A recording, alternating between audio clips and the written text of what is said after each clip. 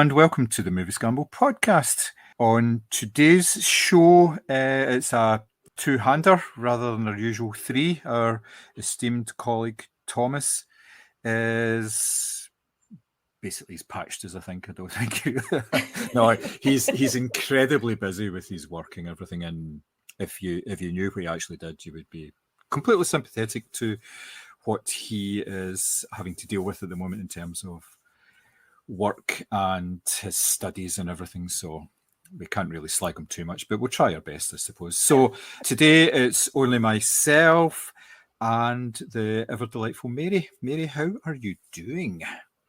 I am obviously not as busy and in demand as Simi. I think the real reason he's not come on this pod today is because we're not talking about, dinosaurs versus sharks part 15. I think that's the real reason he's not here. Yeah, he has been sending various images of all these dreadful films that are currently airing on Prime Video, and I kind of hate him for it because I actually start watching some of these films when he sends them through, just from sheer curiosity value. And the way that the algorithm works on Prime Video is once you start watching one of these things, you just get bombarded with them. And if you scroll down from the film page that you're actually on, it gives you a list of about 15 other shark, alligator crossover films. So yes, it's a bit crazy, and it's sharks in space and ice sharks. And, I'm telling you, I thought cocaine shark was the limit, but no. No. The ice sharks one is good. The thing is, like, if you look at them all side by side, images for all of them look pretty similar. It's like the same person's done the cover design for all of these. And the shark looks exactly the same. It's on the side on, big wild eyes, and it's like reaching up. So yeah, it's quite funny. But yes. Anyway, I diverge. We are here today to talk about the Glasgow Film Festival 2024, I should say, obviously, rather than just in general. It has just finished in the city. It ran for its usual 10 days. And this is probably the first year since the pandemic that is kind of totally back to normal. Last year was pretty much there, but there wasn't quite as many films, and there was a sense of still catching up, because even though the festival was sort of running at full pelt last year, the number of films that were actually getting made and being available, they were still catching up because of a layoff for pretty much 2 years. Film industry internationally, I'll say. And this, you got to remember that the pandemic hit not just major studios, but all the small independent productions as well, which make up the majority of the stuff that we actually see at the cinema during the festival. So, festival itself was pretty full on, as I say. There was 11 world and international premieres, 69 UK premieres, and 15 Scottish premieres.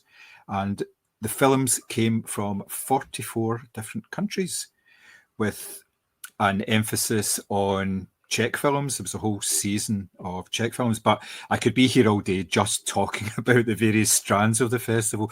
There are so many. There's some that are there every single year, like the sort of classics one. The classics one this year was all based around films from 1974, because the Glasgow Film Theatre has been in existence as the Glasgow Film Theatre since 1974.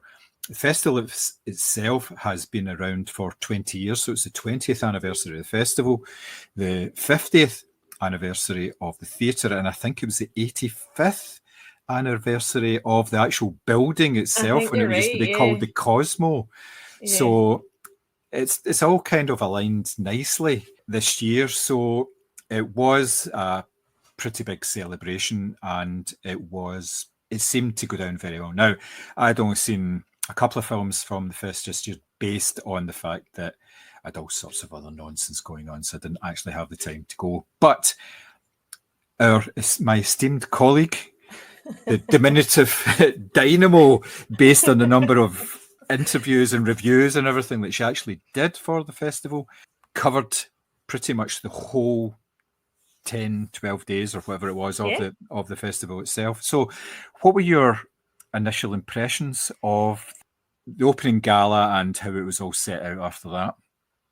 So I think that you're right. I think having attended last year, I would say that this year definitely felt fuller, both in terms of the films that were available, but just in terms of the audiences that were there as well. You know, there was very rarely a screening this year where, you know, there was less than a handful of people in. They were all quite packed out. There was a few times where it was like, this is sold out. Can everybody please shift up in their seats and all this sort of thing?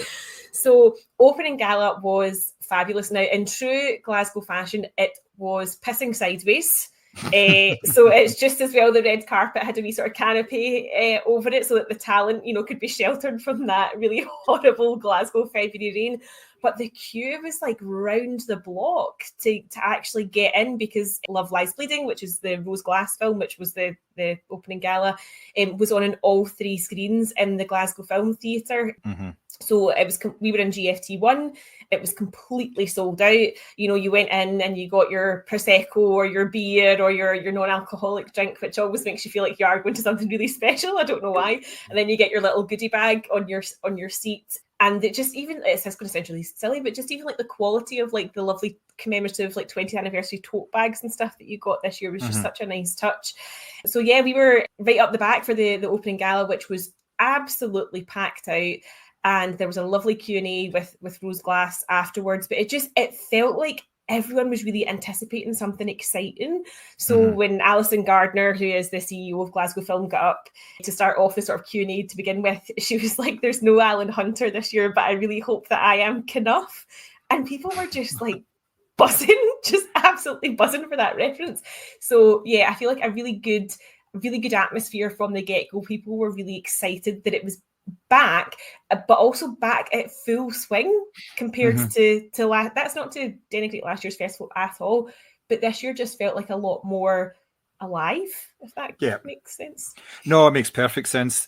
Like I'd said in the introduction, it was still in transition. It was still kind of catching up, and it had nothing to do with the festival or the people who were organising it, because they do a sterling job every single year, let's face it. Sometimes under reasonably serious conditions. Like there was one year I was there and halfway through the festival, a snowstorm hit. Yes, I remember that. Basically wiping out the last 4 or 5 days of the festival. Now, what they did in that sort of situation was they immediately just said, well, there's no way that people can get to the screenings. We're not going to put the screenings on and force people to actually travel in order to, you know, make good on the tickets they bought. They just refunded everybody. It was pretty early on. It was very, very quickly they did that, because they knew it was going to be horrendous for like at least 2 or 3 days. So therefore, it just made it so much easier for things like that. When the pandemic was just about to hit, the festival was pretty much the last thing that I did just before we all got locked down. There was a real sense of like sort of all these world events going on, because we're just hearing all the reports coming in from China and then from Italy. And basically all through the festival, they were saying, look, we're going to keep this going, but we're very aware of what's happening. Things can change very rapidly. So they were making the punters aware that they knew what was going on. It wasn't just about the festival. It wasn't just about making money. They actually cared about the people who were turning up, and they wanted the people who were turning up to be safe, to be happy, and know that the festival had their own best interests at heart. So it's always comfort. I've always kind of seen that. It's been a festival that's small enough that they can do that for everybody, but then again, big enough that they can attract major talent to it as well. So this year, there was a lot of major talent there, I believe. I think you might have seen some of it, yeah? There certainly was. I mean, I am not saying that the Aragon poster from Lord of the Rings had anything to do with my sort of sexual preferences, but it also did. So the fact that we had Viggo Mortensen at the film festival this year felt insane, because I feel like for so long, Glasgow always felt like the Edinburgh Film Festival's like poor wee cousin. And we maybe didn't quite get the talent on the sort of scale as Edinburgh did. Now, obviously, That's not to say that I wished for the downfall of the Edinburgh Film Festival. It's an absolute loss that that's no longer on the calendar in Scotland. But it's been interesting in that this year I've noticed in particular with obviously the Glasgow Film Festival that the level of sort of star, if you want to call it that, was significantly more interesting, or on a bigger scale than it was before. Obviously, Viggo Mortensen was there to promote the UK and European premiere of his film, The Dead Don't Hurt, and he did the red carpet. He did the whole signing the babies. That's not what I meant. I meant shaking hands and kissing babies. He didn't sign any babies, just to be clear. Signing posters, memorabilia, all that sort of thing. He did an intro to his film. He actually sat and watched his whole film because he was down, like a couple of rows down from me, so I could actually see him, which I thought was super unusual. And then did a Q&A afterwards. And, in his words, he said, I could sit here all night and talk about what cinema means to me. And I think he was due to jet off after the film, but he actually came back the next day to intro and Q&A the second screening of his film. That's really good, yeah. Which I think is so generous. And actually what really struck me about him and Solly McLeod, his co-star, when they were talking is how much they actually cared about cinema. And that it was surprising to me that even being a big name like Viggo Mortensen wasn't a guarantee that you would get your film made, which I thought was quite interesting about the sort of power dynamics in Hollywood, because I think he is a big star, but obviously this felt like a passion project for him as opposed to a star vehicle. Do you know what I mean? Yeah, no. I think it's increasingly difficult for anybody to get a film made. Just there are players out there who will finance films, but they would want Viggo Mortensen to star in the film rather than direct which he didn't want to do for this particular film. He actually had to step in at basically 2 days, I think he said, before they started filming. He didn't name who it was, but he said the actor we had in mind, just for whatever reason, could no longer make it. And apparently the rest of the cast were like, Viggo, you do it. It's not as if you don't act. And he was like, no, this is not for me to act in. I want to direct. I want to concentrate on direction, because it's like a total love letter to the Western. Like the attention to detail is incredible, and the fact that he did also step in and act in it. Probably why his character is quite sort of taciturn, because maybe I feel like he just had to step in at the last minute, and maybe he didn't want as much dialogue or whatever. But yeah, I mean, I think to get stars like that involved, I think Graham Norton was at the opening gala as well. Obviously, you've got Rose Glass. You had the entire Arena FC football team joined Glasgow Film Festival for the home game and stuff like that. There was some really... Farah Nabulsi also came along to talk about The Teacher. I listened to a Q&A with her as well. Very passionate Palestinian filmmaker. And yeah, I feel like I've had my head filled in a nice way, but with people who genuinely cared about the state of cinema. And I think when, we've obviously spoken on this podcast at length about stuff and content and algorithms, and actually to hear people talking so eloquently about what they love about cinema and how much impact cinema can have and how much faith they have in it as a medium is just really refreshing. Yeah, because obviously in general terms, there is a real problem with cinema at the moment, in that there doesn't seem to be a middle ground for films. You're either talking a lot of money getting spent, upwards of $200 million on a film, or it's less than $1 million and it's a very small production.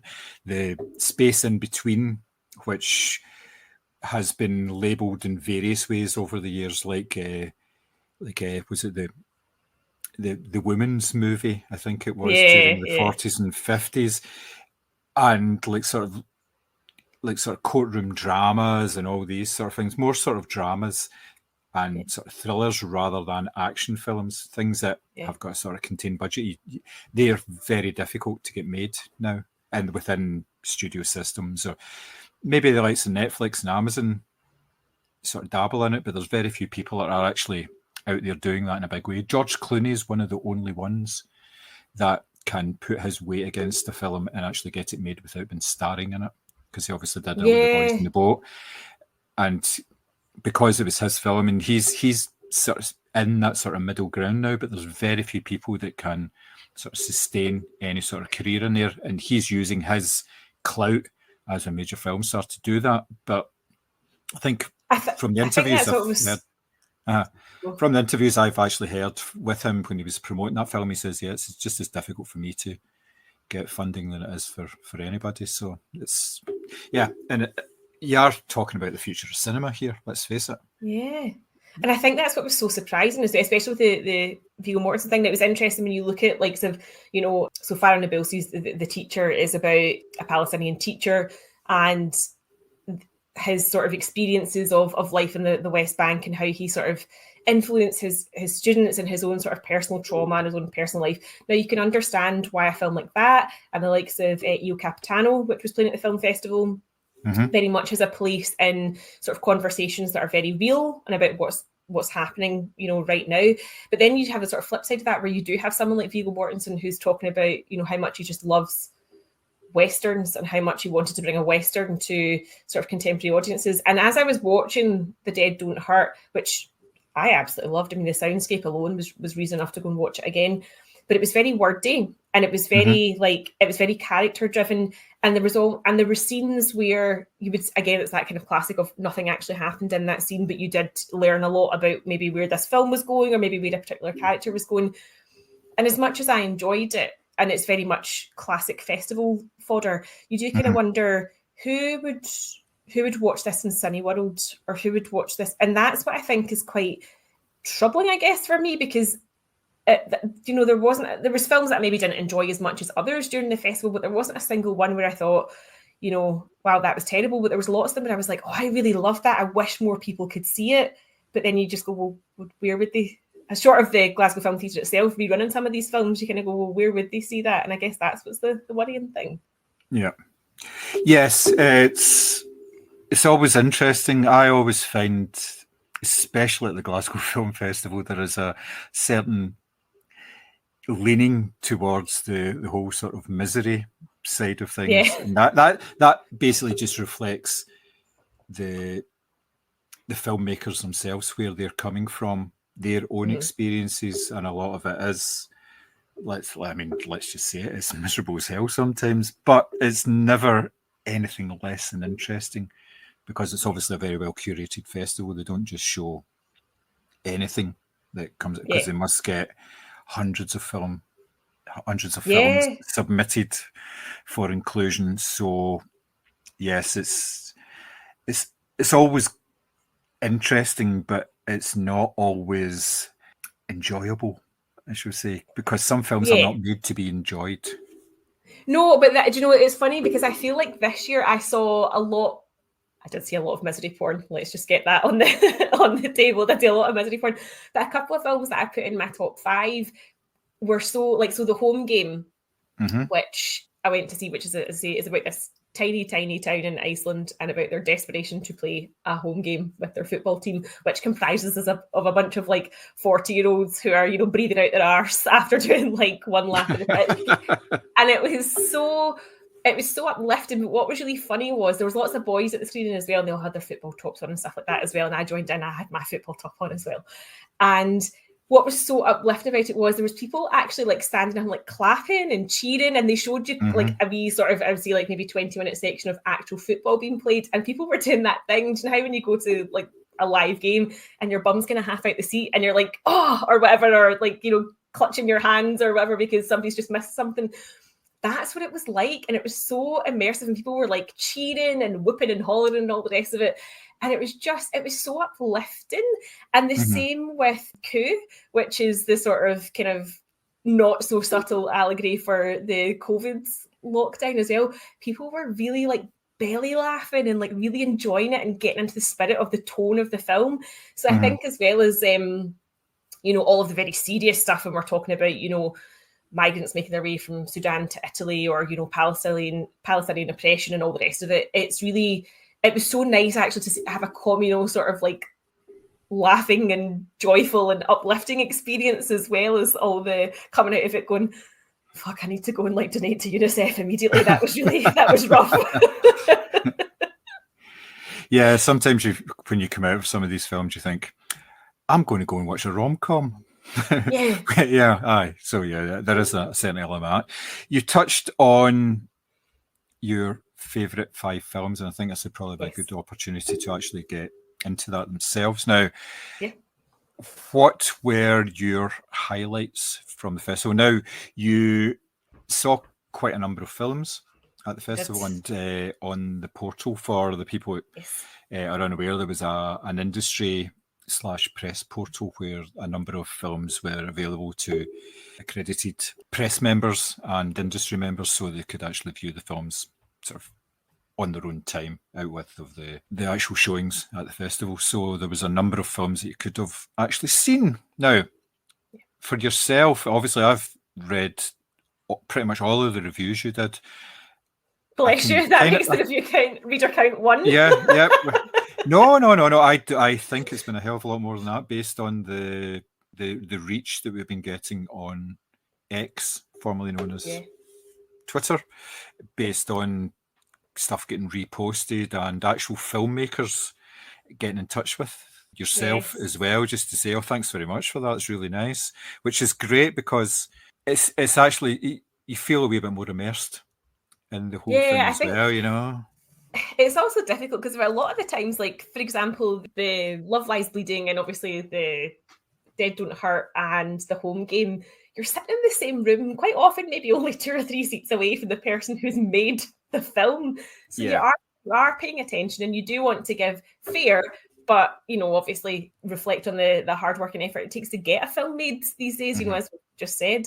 So it was a joy that, you know, I got very lucky with the films that I went to see. And I genuinely appreciate, you know, we had people reaching out who were either in like production companies, or they directed the film, or actors themselves and stuff like that. So it is nice. And I guess in a way it must be nice for them to know that people are actually watching and appreciating the art that they've contributed to. Okay, so I have seen a total of 5 films from the festival. As I said, I wasn't able to watch an awful lot. So my top 5 is the 5 films that I've actually seen. So we'll start with you first. What was your, and it can be in any particular order. It doesn't necessarily need to be saving. I do have it from 5, 4, 3, 2, 1. So, because all right, cool. That's what I'm like. I was just anally presented that way. So in at number 5, I really enjoyed Coup, which, as I say, was the sort of comedy film about the Spanish flu pandemic back in 1918. The Apistan, Billy Magnuson and Peter Sarsgaard as this sort of infiltrator chef who comes into this rich man's house and sort of usurps the standing order, as it were, of the servants and the housekeepers and all that sort of thing. It was hysterical, like genuinely so funny. And I've only ever seen Billy Magnuson in, is it No Time to Die, where Daniel Craig just refers to him as the guy with the teeth. Yeah. So it was nice to see him in a really fleshed out role. So I thoroughly enjoyed that. At number 4 was The Teacher, which is the Farah Nabilsi film. I thought that was very hard hitting, and especially obviously it's so easy to become sort of disengaged with the news and all the images that you see. And I think this brought it back down to a really personal level of understanding that, you know, some people are walking home from school and all of a sudden their house doesn't exist anymore just because of the, you know, particular ethnicity that they belong to. So I thought that was really well done. Number 3 was Io Capitano, which was Italy's Oscar entry this year. It obviously did not win. Zone of Interest won the Best International Picture this year. But again, that was fantastic. It really reminded me of that non-fiction book, My Fourth Time We Drowned, because it talks about its 2 16-year-old cousins from Sudan, and they basically cross the Sahara Desert, try to make it to Libya, and then try to make it to Italy as well. And I was quite openly sobbing in GFT1 watching it, to the extent where, and you're trying to do it quietly as well because it was a very full screening, but it was incredible. It was actually the director who directed Gomorrah the film that did this as well, which is why I think it got to be Italy's entry, despite the fact there's no Italian spoken. And at number 2, my besties from Iceland, The Home Game. It was just pure joy. Like, I've never felt so connected to 11, 14-year-old men that I don't know in my entire life. It was just so joyful and just so amazing, again, how communities sort of pulled together and actually still give a fuck about each other and, you know, create a nice world. And in at number 1, with 4 walkouts that I counted whilst I was watching it, was the French horror The Vourdelac, which I loved. Like, I am still thinking about this film, the way it was shot, the performances, and no spoilers here because you'll see it in the trailer, the fact that the vampire was a puppet. It was batshit in the best possible way, but I am genuinely still thinking about little lines that were said, or little pieces of costume, or little bits of framing, or how actually quite unsettling and scary it was, despite the fact that you are telling yourself, like, it's a puppet. Mm-hmm. Yeah. But it was so well done. And I think as the production companies were rolling at the start, I'm sure it said Prime Video was one of them. So I really, really hope it does come to Prime's or Shudder or whatever it is, so that people can see it, because I thought it was fantastic. So different, so out there, a really fresh take on a very tired genre, and just, yeah, 4 walkouts. I've never seen that at festival before. So that was intriguing. You do get it occasionally at festivals that people walk out, because a lot of people, myself included, go in blind to a number of films. It might just be when I generally attend festivals, I generally have maybe one film in the middle that I'm only going to because it's in the middle and I've got space between 2 other films I'd quite like to fill, and I don't want to just not do anything for a couple of hours. Just it's the way it works out. So that could be the case, or they just genuinely hated it and they thought it was going to be something else.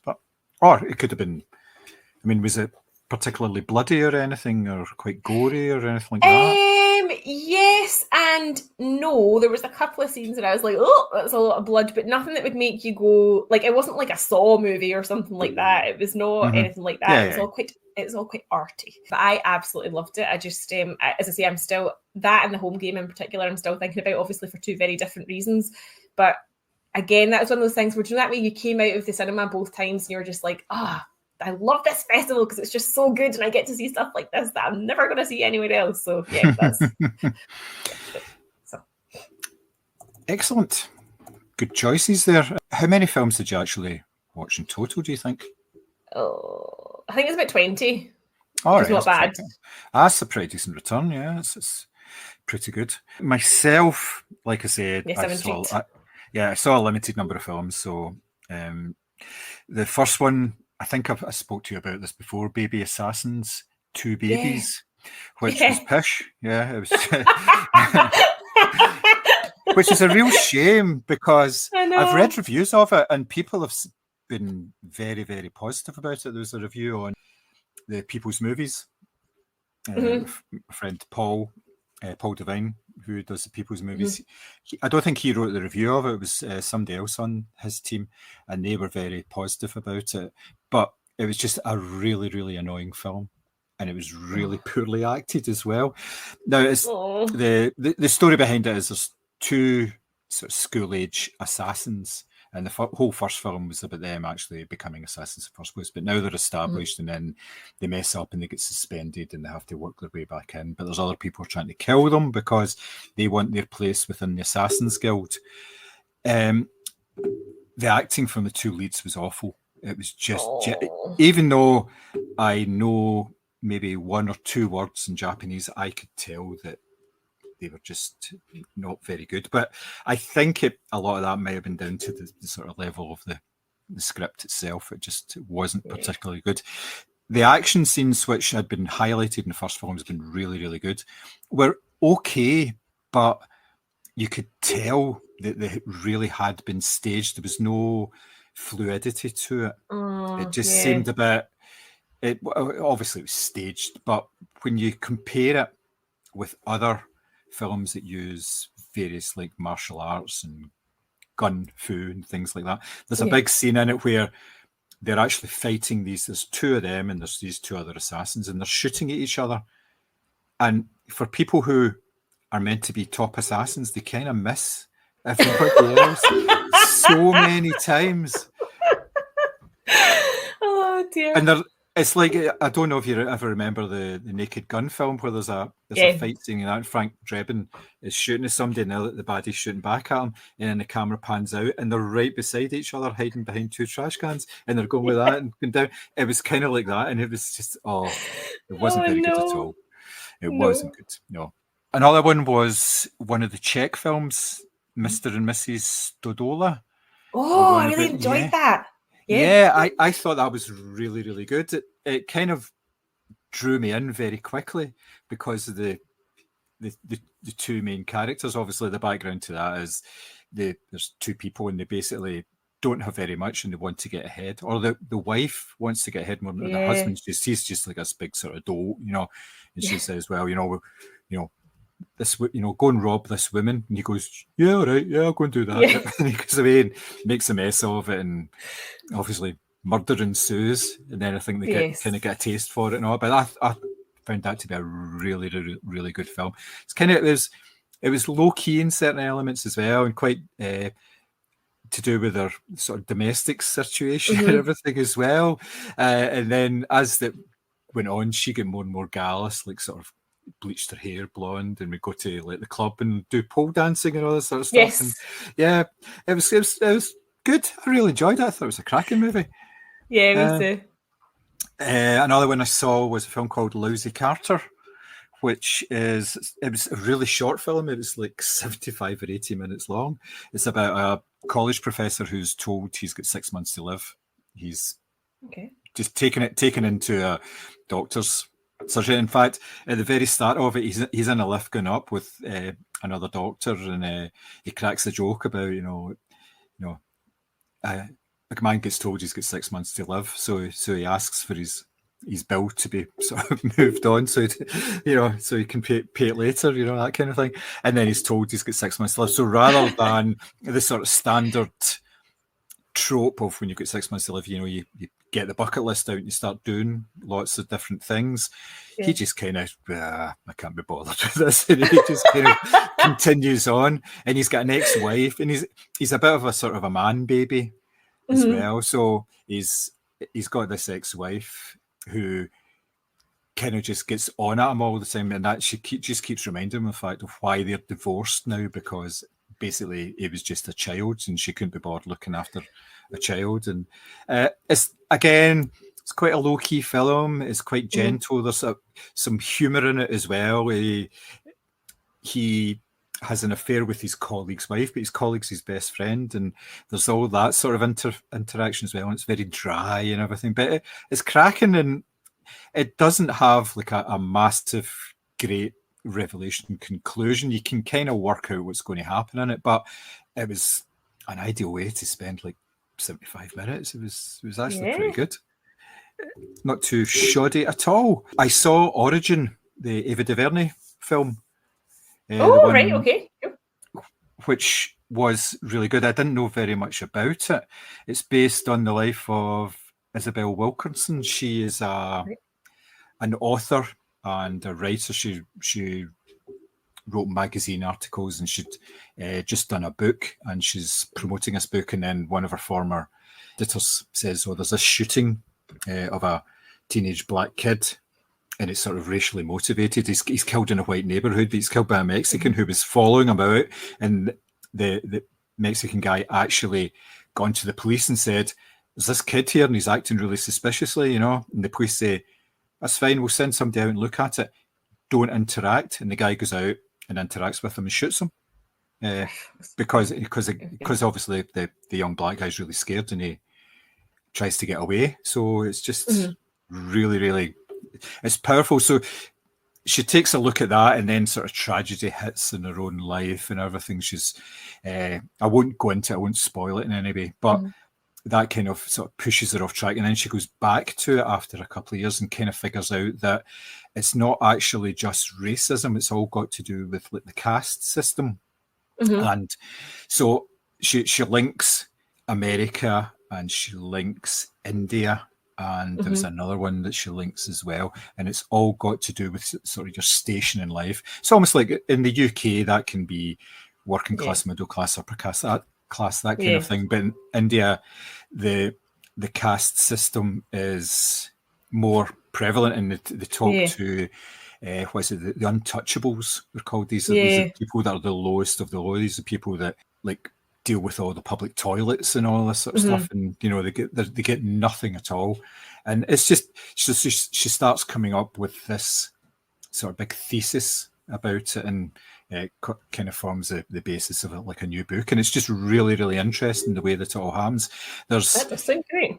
It's a documentary, but there's sort of drama bits pulled into it, talking about various elements. They talk about the way that people were dehumanized during the Second World War, the Jewish people, they take it, the strip, like this whole thing about stripping them and shaving them, taking all their clothes off so they all look the same. They don't have an identity as a person anymore. They're just Jewish. So therefore it's easier to hate an idea, like or a group of people than an individual. You don't think of them as individuals. And they link that to obviously racism in the States and obviously in India as well. And it's just really, it's actually a really, really good film. And obviously one of your man crushes, John Berenthal, is in it as well. So yeah, so is he? He is, yes. Oh, so, he's so handsome. I know. And the last one, which is probably the best that I saw from the film festival, is The Burning Season, which is Jonas Chernick. He starred and wrote the film as well. And rather than being, the last couple of films I've seen of his have been sort of comedy tinged, this is quite a straight up drama, which is with regards to these two people who have a relationship as children and then again as adults. But it's told back to front. It's told from the end back in chapters. Right, okay. There's 7 chapters in a prologue, and you start at chapter 7. Well, there's a wee initial bit just at the very start, and you're given no context for it for when they're just teenagers, and then it goes to chapter 7, and they are in a hotel room and they're having an affair, and then it works its way. And certain things you're kind of going, well, what's going on here? I don't understand. But things are explained as it goes back and back. And it's really, really well done. It was a cracking movie. And it wasn't comedic in any way. It was very, very dramatic. And it's just, yeah, you're kind of going, I wish I could see more of this type of film, you know. But again, like you said, would this attract an audience to a multiplex? Probably not, which is a real shame because it was actually a really good film. I really, really enjoyed it. And I wasn't expecting it because I thought it would, just based on his previous stuff, that it would be slightly more comedic. But I was going, smashing. Love this sort of thing, you know. It's really good. And it's kind of ideal film festival fodder because it may not be it's not miserable. It's dramatic, but it's not overly dramatic, if you see what I mean. You know, there are moments in it that are quite light-hearted and things like that. Yeah. But it was just a lovely film, and I was very, very impressed by it. So yeah, it's all good. That is, you know, I think that's what I will say was I feel like the press portal this year was significantly smaller than it has been in the past few years. And again, for me, that's a nice sign that there's actually more people going to the cinema. And don't get me wrong, whilst the portal is amazing, it means you can time your films to suit you throughout your day if you've got writing to do or whatever. But actually, in a weird way, I was like, oh, there's not that much on that this year. That's a good thing. Yeah, definitely. The in-person thing is always good. And just the chance to go to the cinema and go to somewhere like GFT1 to watch a movie is always great fun. Yeah, it really is. So you would say then it was a good festival then? You enjoyed it? Oh, I think so. Like I said, I feel like there was a real buzz about the place right from the opening gala, and I feel like audiences were really up for it this year. So as I say, people were like properly belly laughing, or they were crying, or they were cheering, or they were asking really good questions at the end for the Q&As and stuff like that. And I felt like there was a really good buzz about the place, which I think is so important for a festival of Glasgow's size. Although I was reading that I think it's now the third biggest film festival in the UK. Yes, yeah, that's right. Which is excellent. But I think it's one of these festivals where, because it's in your home city, maybe don't appreciate it from the sort of outsider's perspective. But I feel like from this year in particular, I was kind of watching other people and how they were sort of interacting with what was around them, and it felt like really buzzy, like just in a good way. People were, as I say, just really up for it, and yeah, fantastically run. Big shout out to, as I say, Tresca Mallon and the press team who answered all of my idiotic questions and was really helpful when it came to getting links set up and getting tickets sorted and stuff like that as well.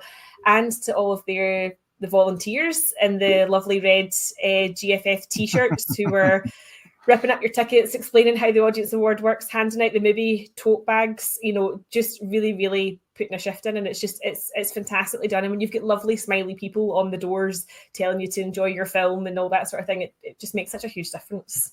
Yeah, of course it does. It really does.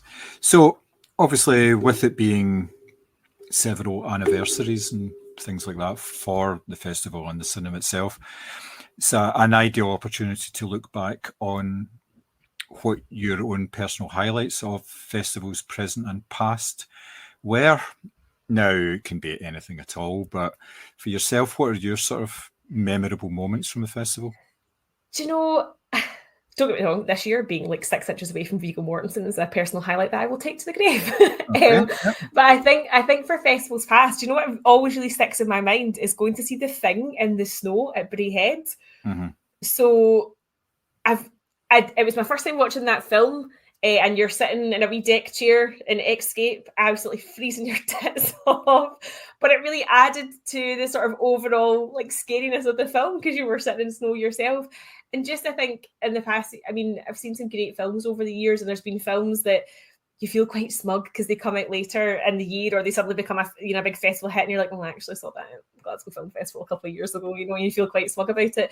But I definitely think that this year in particular, the general sort of atmosphere felt like it was back and it was like ready to take on the world. And it does make you feel really proud that that's happening in your city and in the cinemas that you're familiar with. So yeah, I would say that, as I say, Vigo's my highlight for this year, and my wee pals at Vayner FC. But in general, my main thing that always sticks out to me was seeing The Thing in the snow. That was an incredible experience. Nice. For myself, there's two linked ones. When just before High Rise came out in the cinemas, Ben Wheatley brought it to the Glasgow Film Festival for a showing, and it was in GFT1. It was a packed audience, and there was such a buzz about it when it was on, and it was a smashing film. And then he did a Q&A afterwards as well. And I don't know if you've seen any of his Q&As. He comes across really, really well because he's totally passionate about films, and he's got this sort of encyclopedic knowledge. He really, really gets it, and he understands that he's doing this for the benefit of the people who are wanting to watch the films and all that. And as part of the just at the end of the Q&A, I think he was asked, so what are you doing next? And he says, well, I've actually finished another film. It's called Free Fire, so I'm just working and finishing that off. And then at the festival the next year, he did the same again. He brought Free Fire to the festival just before it was released and did another Q&A, and that was another great that was a more sort of visceral experience because you've seen Free Fire? I haven't, no. Yeah, well, there's a setup. It's people going to buy guns from. It's like two sorts of people meeting up in a warehouse in order to buy guns. The first 30 minutes is the setup, and the last hour of it is just a big firefight inside the warehouse, and it's brilliant. It's really good. Completely different type of film to High Rise, but again, it was just such a good one. And the fact that he was back 2 years in a row to do all this was just amazing, and just getting him talking again about what he was doing and everything, and the fact that he's always totally unfussy about everything to do with films, because like there's a John Denver song on Free Fire, and somebody had asked him, did you choose that because it's like a sort of guilty pleasure? And he said, no, fuck that. I love John Denver. He's brilliant. And he says that, you shouldn't have guilty pleasures. You just, if you like stuff, you like stuff and all that. He says, I'm not going to pretend it's just in there trying to be ironic. It's just because it's a great, great song, and the way that it's used is actually really good as well. So, because there's a whole thing about John Denver actually in the film. They talk about him and stuff like that. So it's actually really, really well done. But yeah, for me, that would be the sort of the highlights. But there's been loads because of you're in with an audience of people, especially in a packed screening, where it's different to being with an audience normally in a film, because everybody that's there really, really wants to be there. It's not just they're going out on a Friday night and they're going to see whatever the film that's come out at the cinemas. just because it's something to do. They've actually made a point of looking through the festival calendar and saying, I want to see this film. This is something that I want to see. Now, I've kind of just invalidated that argument by saying sometimes I go to films are just in the middle because, but in general, I do get what you mean, because you are going in blind. I mean, because for a lot of these films, especially when I was trying to write reviews and stuff like that, a lot of these films don't even have trailers. Yes. So you are maybe getting like 2 sentences worth of description and going, okay, I'll go and see that. And then just, hoping for the best. You're basing it. What I would do would be base it on kind of recommendations from the Twitter feed from the film festival itself. And like Alison Gardner, for instance, when she comes out and does like an introduction first thing, she'll say, oh, by the way, later on we've got this, and it gives a wee bit about each one just to try and tempt people to go to those as well. And it's all invaluable stuff, it's all really good. So yes, so film festival done and dusted for another year. Won't be back until February 2025, but it will definitely be back because it's doing really well, and it seems to be getting more coverage in terms of press coverage and stuff in the newspapers and the television than ever before. And that's sort of borne out by the fact that it's one of the bigger film festivals in the country now, which is always very good, just because then we can be almost guaranteed that it will be here for a long, long time after this. And it attracts people. The likes of getting somebody like Vigo in will attract other people as well. So, yep. Absolutely. Yeah, and obviously what is particularly lovely is that despite the fact that it's clearly scaling quite significantly, is that sites like ours are still getting opportunity to provide coverage as sort of local sort of reviewers or whatever as well. I think that there's a real focus on getting people in who, yes, obviously they will benefit from coverage in Empire or The Guardian or whatever it is, but actually they know people like on the kind of smaller sites are going to go hell for leather in terms of promoting it and making sure that tweets are tagged and hashtagged appropriately and all the rest of it as well. So I appreciate that there's still this kind of sort of smaller level of support to sites like ours. Yeah, because especially with sort of bigger sites and the print publications, they have so much content anyway that there is a certain amount of noise, and sort of film festival stuff may get lost. It may just be like a small review and stuff. But like you say, the likes of ourselves, you can actually go into it in a wee bit more depth and promote it. And it is quite kind of like it's open on social media channels. If you can get the word out there, then if you get it to the right people, they'll share it and make sure it gets spread out further, especially the filmmakers themselves. They'll promote stuff to their people. So it promotes us, and it also obviously promotes the festival itself, which is always a good thing. So media reach is always nice to have. Absolutely. So there we have it. As I say, festival over for another year. And that's the podcast. We are done. If you want to get in touch with us, we are at the usual social media channels: Facebook, Instagram, X, Twitter, just anywhere that you can see the small purple Moviescramble logo. That's where we are. Please get in touch with us. If you like the podcast, please provide us with a nice 5-star review on the pod app of your choice. It goes an awful long way to actually helping us promote our content, and basically we think we're brilliant, so we want as many people as possible to listen to what we have to say. Other people maybe not so much, but we want to keep doing what we're doing, and getting good reviews out there is always helpful. So it's always nice. Again, if you want to get in touch with us, you can get us at podcast at moviescramble.co.uk, or, as I say, the pre-mentioned socials as well. So we are out there. We will be back. I have a couple of ideas about what we want to cover in future podcasts, I think, especially since we've both seen Poor Things, we may. Oh yes, do I feel like we've that. got a lot to talk about there. Yeah, Yeah. Furious jumping aside, yes, there's loads of things to talk about. Yeah. So that may be the next one. It's high up on the list, but we have a number of things that we're hoping to get on with. So, yep, as I say, that's the show. So from myself, thank you very much and good night. Bye.